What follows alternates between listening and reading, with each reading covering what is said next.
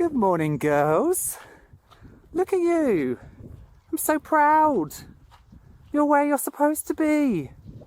Well done. You make me a proud sheep daddy. Well done.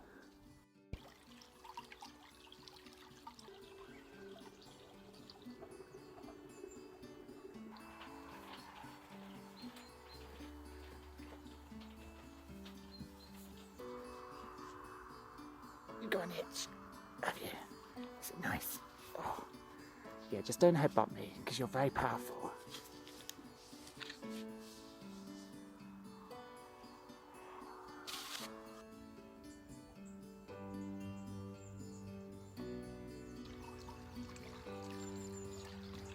Well, it's Britain and it's December, and so that means there is vast amounts of rain.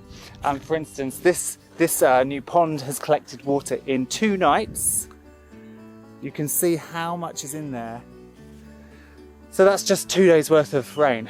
Now it's good because last year obviously we had a massive drought, and so having this rain is great, but we have a problem in that we have actually quite good ditch system, which means we have a lot of rain and it's very wet, but then it all just runs straight off the property.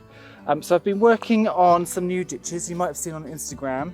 So this is an old ditch that runs along the pheasantry area, and I've been digging it out, and the aim is to get the pasture to kind of run off into the ditch, but then this ditch will have a dam right down this end, and it will only be when the water goes over that dam it goes into the rest of the ditch. So we're trying to retain some of the water on the property, rather than let it just all flow away down the hill and into the river. So I've been working on this ditch, which is quite nice, all along here. And I have also been planting some bulbs, so if I don't fall over. So I've spent the past couple of days planting daffodils and crocus all along this edge. So come spring, we should have this nice ditch with hopefully still some water in it, and then some nice spring bulbs along this area. And this is the area I traverse every day to go and see the sheep. So it's getting quite muddy, as you can see, but it should look very pretty. Now, if you look into the distance, you'll see the polytunnel is back up. It hasn't been windy for several weeks, so I managed to get the poly back up. It is broken. I've used lots of cable ties, and the top bar has come right through the front of that plastic. So when we do get some wind, it may blow away again. So we'll see. Let's go and check up on the sheep. So if you remember, this was where the sheep were, and they have gone because they are now down this corner. That is our rams and Connie, who is our new shearling sheep. So they're down this corner. This used to be an area where there were hives, and so this stock fencing was already up because it had been used to separate the hives from the rest of the field. So I thought it would actually make a very good place to put these 3 so they could get access to some grass, have more space. Hello. How are you doing?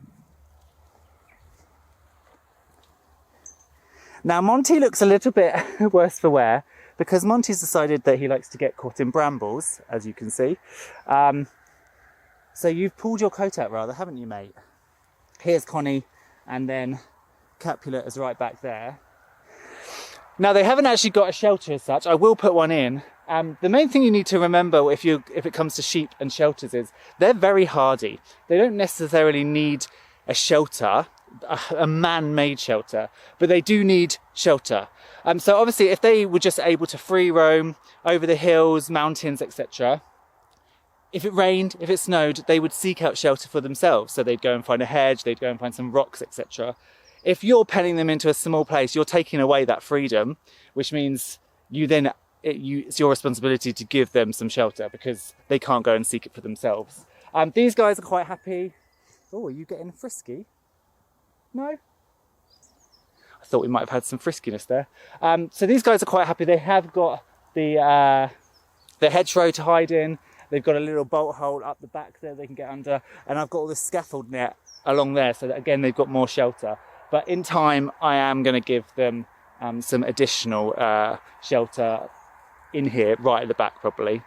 So one thing I have been considering is, where am I going to keep my rams? Obviously we are mob pasture grazing with the ewes.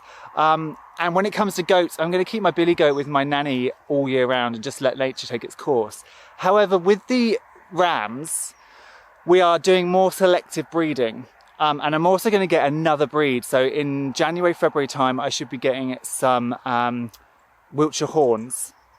So I can't just run my rams with my sheep, with my ewe sheep all year round. As also, the rams will just break through electric fencing. It won't hold them back at all. And they can be quite aggressive. So I need somewhere to separate them. And this has brought up a quite an interesting thing. I hadn't even thought about it. But what I'm actually going to do is I'm going to create more of these runs across here. So I can probably fit in another 3. I won't need to fence the back because there's a really good hedge.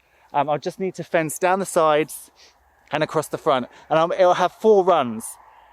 I'll have the 2 rams that I've got already, and I'm getting a Wiltshire horn ram, so I'll have 3 rams, and then I can rotate them between the things. So even if they're in each paddock for 2 weeks, it gives a 6-week break to each of the paddocks. And I can also build more to bring them out as well. I'm going to put stock fencing down the middle, and I'm also going to put the scaffold net on the stock fencing. One, to protect the sheep if there's either side and there's aggressive rams, they can't see each other, but also rams with horns do tend to get stuck in stock fencing. So I actually really like the fact that scaffold net is already there, and I'm gonna follow suit. So that's what we're gonna do over here. Let's go and check out the ewe lambs because I've had some major issues with fencing. Good morning, girls. Look at you. I'm so proud. You're where you're supposed to be. Well done. You make me a proud sheep daddy. Well done. Now, Coco and Cotton have been an absolute nightmare. And a bit of a backstory is we had sheep netting, such as I have over here. And they were really good for 2 months. And then I came up one morning and my other ewe lamb, Candy, had got caught in the netting overnight. It was on and she had died. So I was absolutely gutted about that. So ever since I've been super paranoid about leaving the netting on. So I would only put the electric netting on while I was here, and when I was gone, I would turn it off. Now the problem with that is they just got completely used to it. So they had no fear. And I was coming up every morning and they were out or they were tangled in it because they didn't give a crap about the electric because they knew it was off. I tried to put these funny little horn covers on them so they couldn't get hooked under the netting, and they did work to an extent, but then I just watched and they had so little fear, they were just walking straight through the netting and it was just bowing down underneath them and they were going. So I was like, this can't happen, I'm getting really stressed. I came in one day, they weren't even in this field, they had gone all the way over to the goats, and there are multiple exits over there to the road. So I couldn't take it. So what I did was I ran out and I got some polywire. So this is 9-strand polywire, and these are the fence posts. And I'll put, if you want to look up 9-strand polywire and stuff, I'll put some links below so you can just go and look what I've got. But it's basically, I bought a 250 metre reel of polywire, which was 30 quid, so it's about $45. The posts themselves were £2 each, and I bought 15.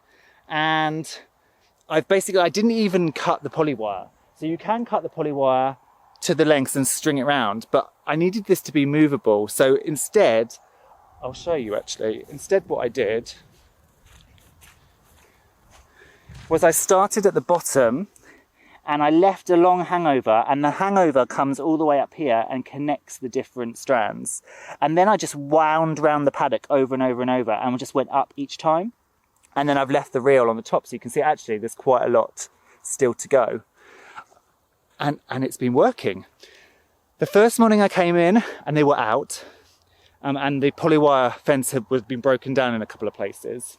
But when I came to call them back in, they were petrified. They did not want to touch it, to the point where I'd had to lift it up so it wasn't lying on the ground so they would come in.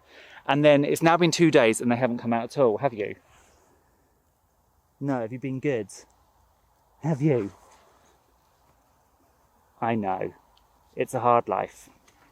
So it seems to be working. I probably will, I'm not going to take those the horn protectors off, but if they come off naturally, I'll leave them off, because I actually think they can't get tangled.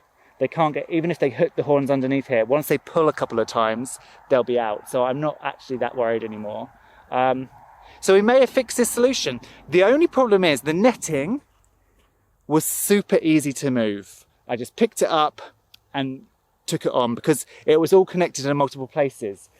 I don't think the polywire is going to be as easy to move.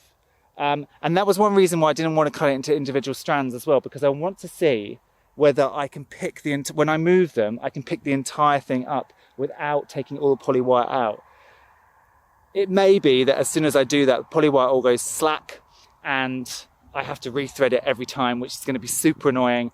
And in that case, what I may do is I may actually set up a progressive polywire system of pre-made paddocks. So I may go and buy loads more and basically fence the entire paddock with small sections. But I'm hoping if I just I've got another 250 meter strap polywire bundle, get some more posts, make another pen up. I'm hoping I can use the same system where I put them into one and then I make the next one ready for them and so forth. So fingers crossed, they seem to be behaving. So things are progressing really well here. I'm going on with loads of jobs. I've been clearing this part next to the goat caravan. The goats are super happy, so I've been clearing this. And then still, obviously, I've still got to clear all of this and plant some buddleia. I've got to put some fencing along there. We're obviously in avian flu lockdown from Monday. So that's a bit annoying. So that's going to take up a lot of my time in terms of just cleaning them out probably every other day, because ducks and geese inside are incredibly messy. Obviously the polytunnel is up, so we can start doing some sowing of seeds.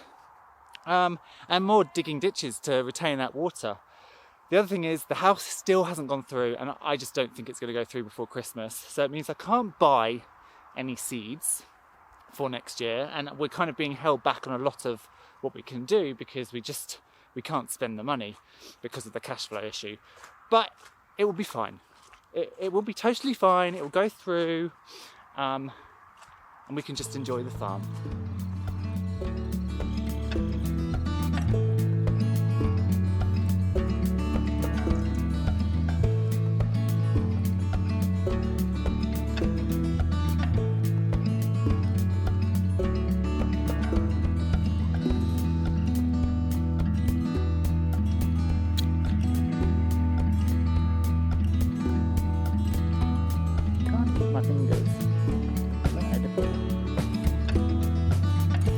So thanks for hanging out and catching up with some of the farm work. It's very wet, but that's farming for you in the middle of winter. If you like the video, please hit that thumbs up button and consider subscribing. If you're on Facebook, come across and join us at Brimwood Farm's community group. There's loads more videos, especially on the sheep, so please have a look at those. I'll put a link somewhere up here, and take care, stay safe, and I shall see you soon. Bye bye.